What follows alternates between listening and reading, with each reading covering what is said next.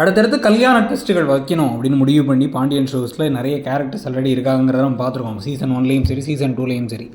இங்கே 3 பசங்களுக்கும் இப்போ கல்யாணம் முடிஞ்சிருச்சு. இப்போ அரசியோட கல்யாணம் ஒரு பக்கம், பழனிவேலோட கல்யாணம் ஒரு பக்கம் நடக்கும் பொழுது, பழனிவேலுடைய கல்யாணத்தில் ஒரு பெரிய திருப்பம் ஒன்று வரத்துக்கான வாய்ப்பு இருக்குது. அதாவது இந்த கல்யாணத்தை கடைசி வரைக்கும் நடத்த விடாமல் அவரை பாவமாக பரிதாபமாக ஒரு சிங்கிளாகவே வச்சுக்க போகிறாங்களா அப்படிங்கிற கேள்வி இருக்குது.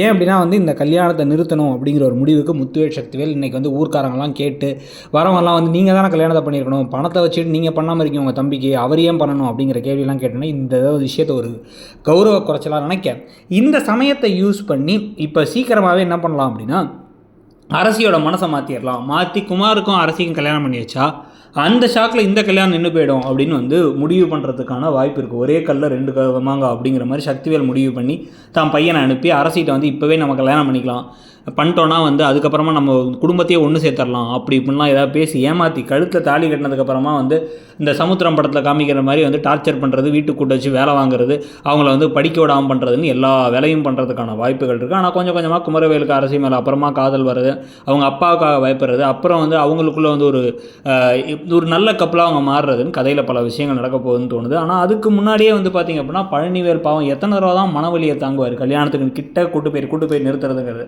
ஸோ நிறுத்தி அவரை கஷ்டப்படுத்தி காயப்படுத்துவாங்களா, என்ன பண்ணுவாங்கிறத பார்க்கணும். ஒரு பக்கம் மீனாவோட அந்த ஆஃபீஸில் கொடுத்த குடைச்சலை இப்போதைக்கு நிறுத்தி வச்சுருக்காங்க. தங்கமயில் வேலைக்கு போகலன்னு சொல்லி அதில் தப்பிச்சிட்டாங்க. ஸோ இந்த மாதிரி ஒவ்வொரு விஷயத்தையும் அவங்களாம் தப்பிச்சுட்டு வரதை பற்றியும் இந்த கதையில் இந்த கல்யாணம் யார் கூட நடந்தால் கரெக்டாக இருக்கும்னு நினைக்கிறீங்கிறதையும் கமெண்ட் செக்ஷனில் சொல்லுங்கள்.